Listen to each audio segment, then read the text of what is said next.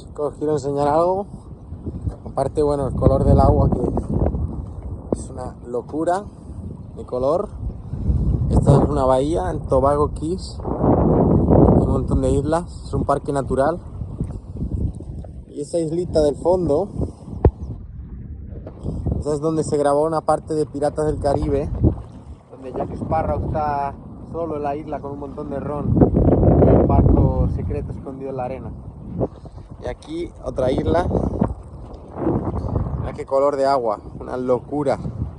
Caribe. Mirad qué barquitos que hay. Una locura, precioso.